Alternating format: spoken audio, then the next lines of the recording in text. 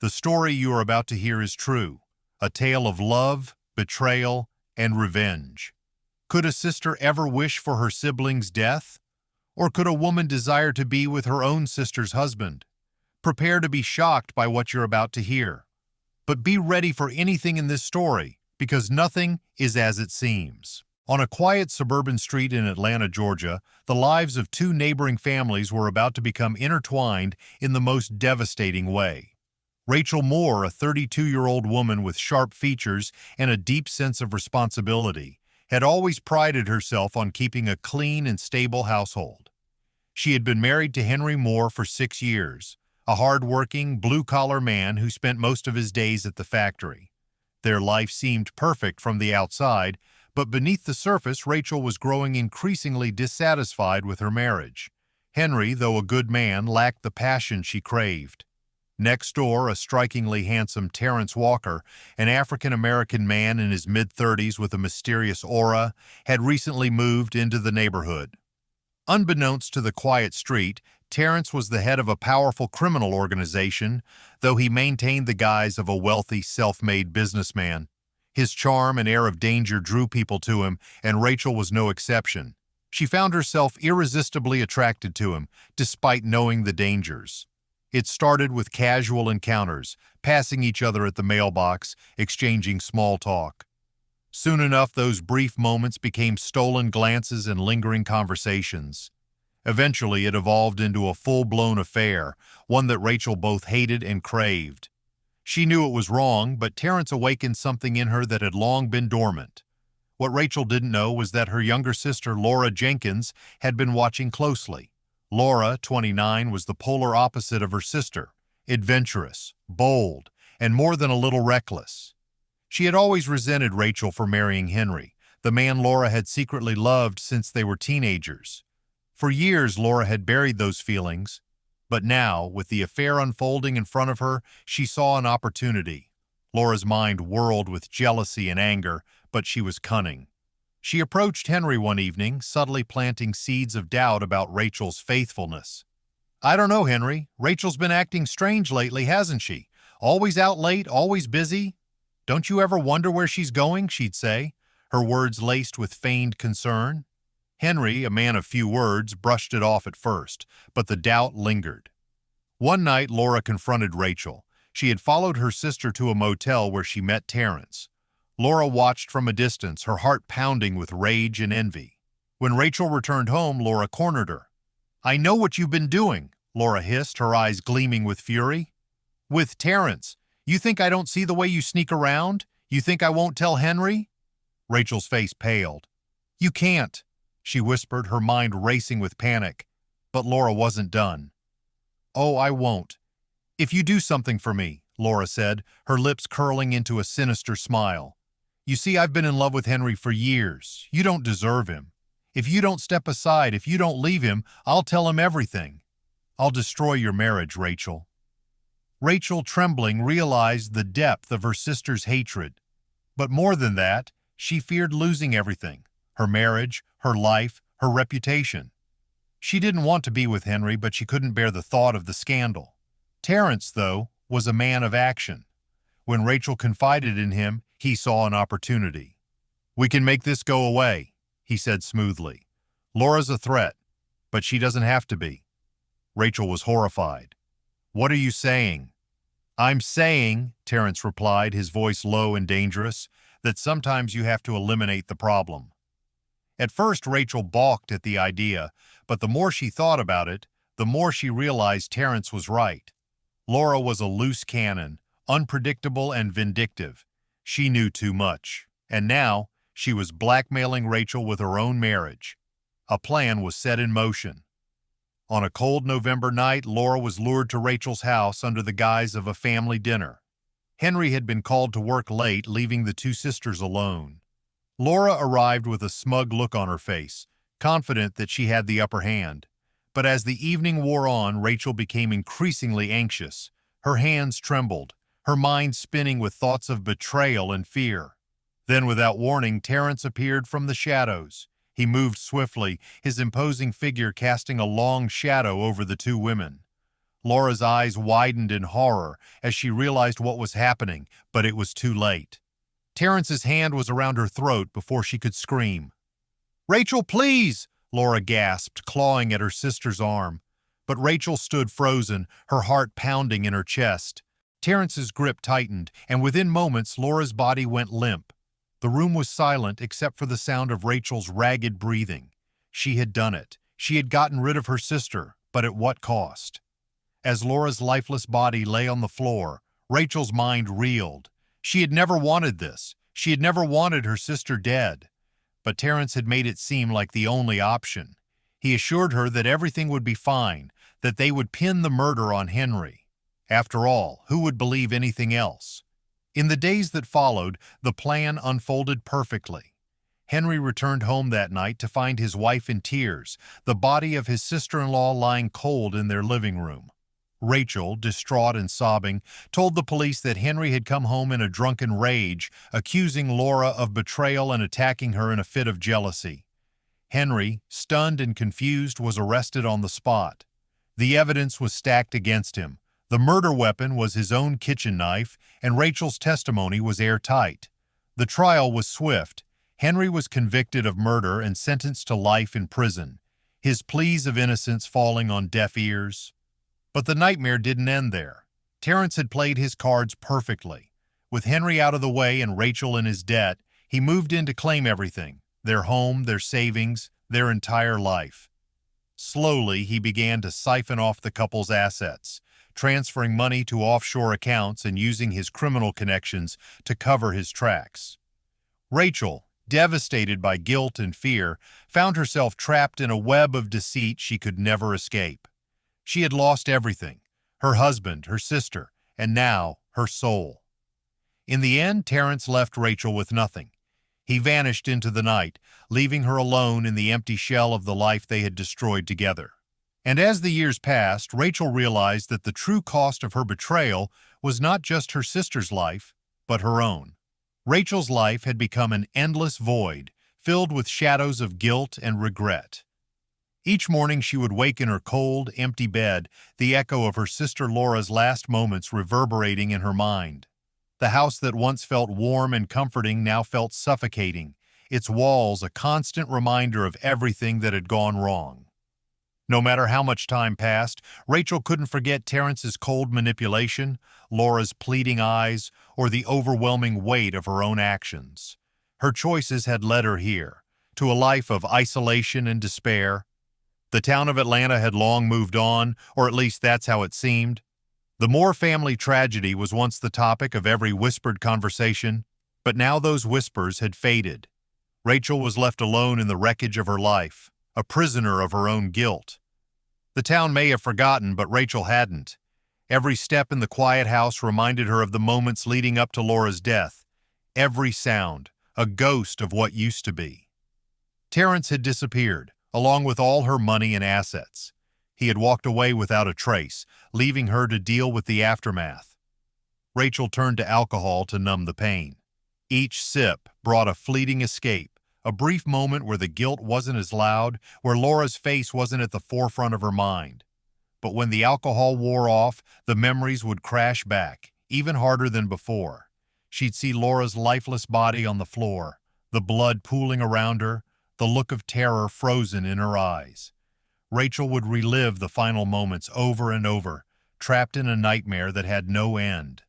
Meanwhile, Henry sat in his cell, his life irrevocably destroyed. He hadn't seen this coming, not from the woman he loved and trusted. His marriage had its challenges, but he never believed Rachel was capable of framing him for murder. Henry spent countless sleepless nights thinking about what had gone wrong, how everything had fallen apart so quickly. The evidence against him had been damning, Rachel's own testimony sealing his fate. The world believed he was guilty. Even his family had turned their backs, unable to reconcile the man they knew with the cold-blooded killer the world now saw him as. He was left with nothing but the cold, hard reality that his wife had betrayed him in the worst possible way. But Terrence, the puppet master pulling the strings, was still out there watching from the shadows. He had played everyone perfectly. Rachel, Henry, even Laura. From the beginning, he had known exactly how to manipulate Rachel, how to turn her insecurities and desires into weapons against herself. Terrence had always been looking for a way in, a way to dismantle the Moore family and take what he wanted. Rachel's vulnerability had made her an easy target, but his plan had been far more extensive than just her. The Moore family's wealth, their assets, their connections, it had all been part of his grander scheme. Rachel, in her broken state, had been nothing more than a pawn, discarded when she had served her purpose. But what Terrence hadn't anticipated was the fire that would begin to burn inside her. Anger, raw and consuming, started to replace the guilt that had weighed Rachel down for so long. She had lost everything: her sister, her husband, her dignity. But now she wanted revenge, and she wasn't going to stop until Terrence paid for everything he had done. As the days passed, Rachel grew more determined. She began to piece together the puzzle of Terrence's empire, recalling every small detail she had learned during their affair. Terrence had been careless with her, thinking she was too broken to ever fight back. But Rachel had been paying attention. She knew where the money was, how he had hidden his tracks, and where his weaknesses lay. Quietly, Rachel began siphoning small amounts of money from Terrence's accounts, just enough to keep herself afloat while she planned her next move. She needed time, and time was something she now had in abundance. But she couldn't do this alone. Rachel knew she needed an ally, someone who hated Terrence as much as she did. That's when she reached out to Marcus Greer, a man who had once been a trusted associate of Terrence's before Terrence had double-crossed him in a business deal. Marcus had been ruined by Terrence, his life left in shambles, and he had been waiting for an opportunity to get back at him. Together, Marcus and Rachel formed a partnership, united by their shared hatred for the man who had destroyed their lives. Marcus had connections that Rachel didn't. People in law enforcement who could help them gather the evidence they needed to bring Terrence down. But Rachel wasn't just interested in taking Terrence down legally. No, she wanted him to suffer, to feel the same pain and betrayal that she had felt. She needed to lure him in, to trap him, and for that she needed to play the role of the broken woman one last time. Rachel reached out to Terrence, pretending to be desperate and lost without him. She fed him the lies he wanted to hear, that she couldn't live without him, that she was willing to do anything to get him back. Terrence, always the narcissist, believed her. He agreed to meet her, convinced that he still had control over her. But when Terrence arrived at Rachel's house, he didn't find the broken woman he expected. Instead, he found Marcus waiting for him, armed and ready to end Terrence's reign once and for all. The confrontation was explosive. Rachel, finally face to face with the man who had ruined her life, felt a surge of emotions: anger, fear, hatred, and a twisted sense of satisfaction. She showed Terrence everything she had: evidence of his crimes, the names of his associates, the locations of his hidden assets. Terrence's confidence faltered as he realized just how deep Rachel's betrayal had gone. In the heat of the moment, Terrence lunged at Rachel, his face contorted with rage, but Marcus was faster. A single gunshot rang out, and Terrence fell to the ground, his reign of terror finally over. Rachel stood over his body, her heart pounding in her chest. The man who had taken everything from her was dead, but the victory felt hollow. She had won, but at what cost? Rachel turned to Marcus, their eyes meeting in a silent understanding. They had both lost so much, and now they were left standing in the aftermath, wondering if it had all been worth it. Rachel's hands were shaking, the weight of what had just happened pressing down on her. She had gotten her revenge, but the person she had once been was gone, replaced by someone she barely recognized. As Rachel walked out of the house, leaving Terrence's body behind, she realized there was no going back.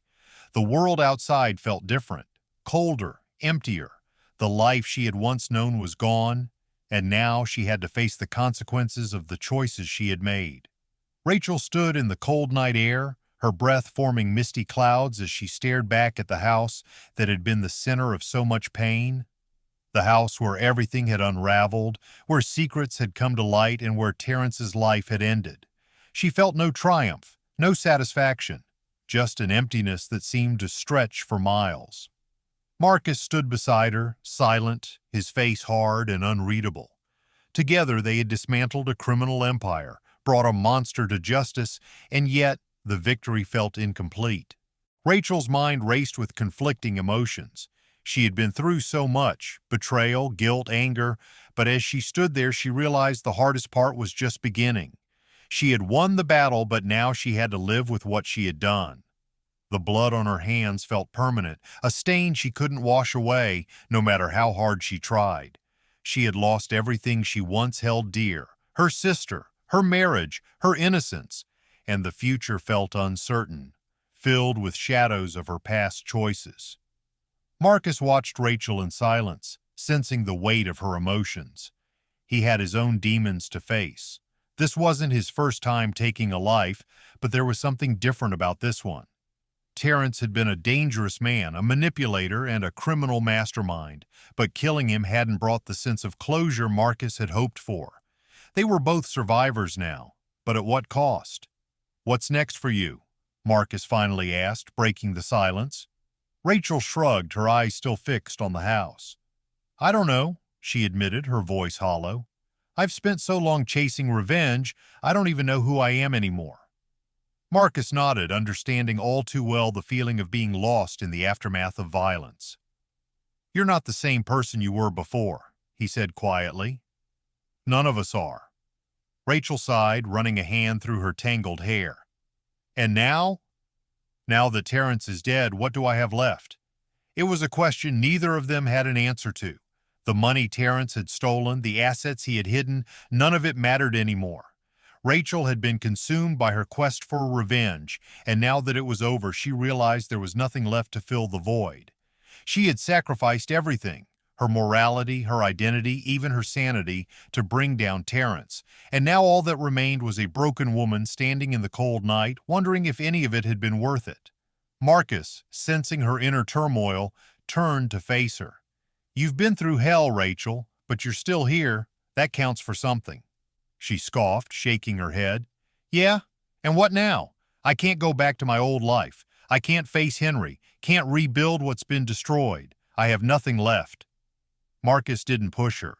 He knew all too well the kind of emotional wreckage that followed after something like this. "Maybe it's not about going back," he suggested. "Maybe it's about figuring out what's next." Rachel shot him a look, but there was no malice in her gaze. She understood that Marcus had his own battles to fight. "And what about you? You think you'll just walk away from this?" He shrugged. "I've been walking away from things my whole life. This won't be any different." They stood in silence for a while longer, both lost in their own thoughts. The wind picked up, howling through the trees, carrying with it the ghosts of everything that had happened. Rachel felt a shiver run down her spine, and for the first time in a long time, she realized how utterly alone she was.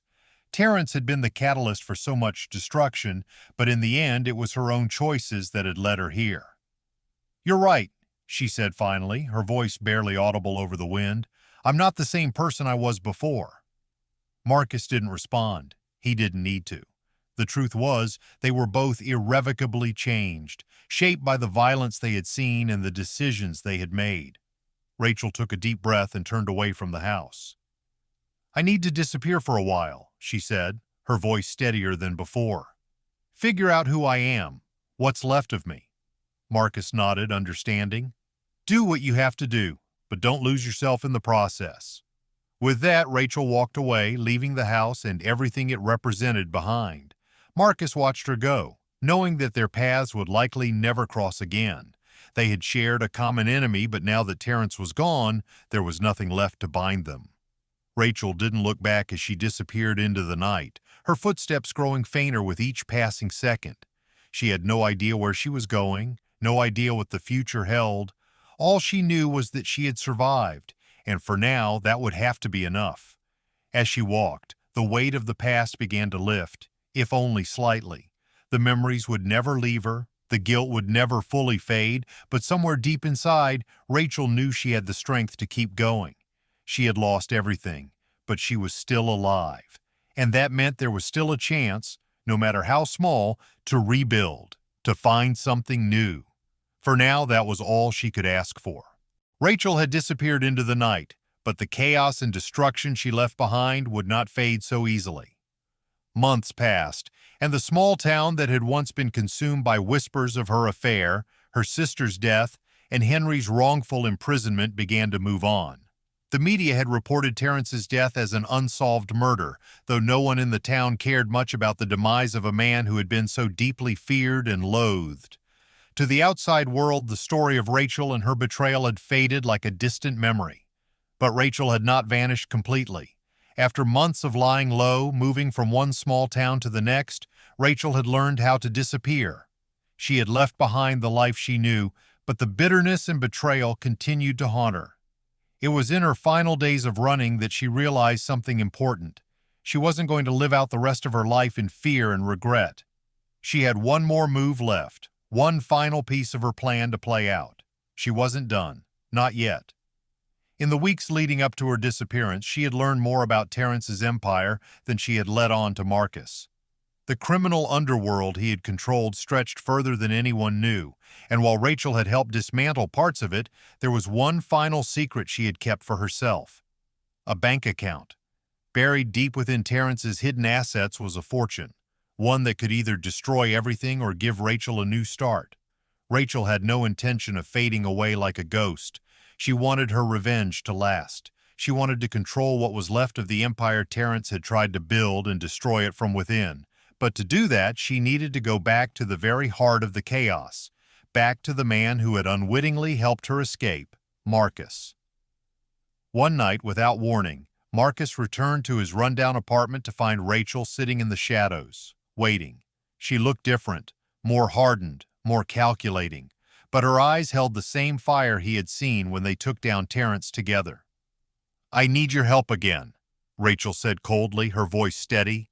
"But this time it's going to cost you." Marcus was not surprised. He knew Rachel too well by now. "I'm not interested in your games anymore," he replied. "Terrence is dead. It's over." Rachel smiled, but it was a smile devoid of warmth. "You think it's over? Terrence was just the start. I want everything he left behind, and I'm going to take it. But I need you to get me in." Marcus raised an eyebrow. "And what's in it for me?" Rachel leaned forward, her voice dropping to a whisper. "Enough money to get you out of this life for good. I know where Terrence stashed the rest of his fortune." There was a long silence as Marcus considered her offer. He had been in the game too long to be swayed easily, but there was something different about Rachel now. She wasn't the broken woman he had saved months ago. She was dangerous, determined, and in her eyes, he saw a reflection of his own hunger for power. "All right," Marcus finally said, leaning back in his chair. "But this time, you're not calling the shots. We do this my way." Rachel nodded. "As long as it gets me what I want, I don't care how we do it." And so together, they set their plan in motion. Rachel knew the key players in Terrence's old empire, the ones still loyal to his memory, the ones who were hungry for power now that he was gone. She began making contact with them, pretending to be the grieving widow, trying to rebuild what was lost. But all the while, she was playing them against each other, feeding them just enough lies to make them suspicious of one another. One by one, the remaining pieces of Terrence's empire began to fall. The criminal underworld that had once thrived in the shadows started to collapse, and Rachel was at the center of it all, pulling the strings. But Rachel's thirst for power came with a price. As she rose to control what was left of Terrence's empire, she found herself consumed by the same darkness that had destroyed her life in the first place. She was no longer just seeking revenge. She wanted control. She wanted to be feared. She wanted the kind of power that Terrence had wielded over her. And then, in a final twist of fate, Rachel made her move against Marcus.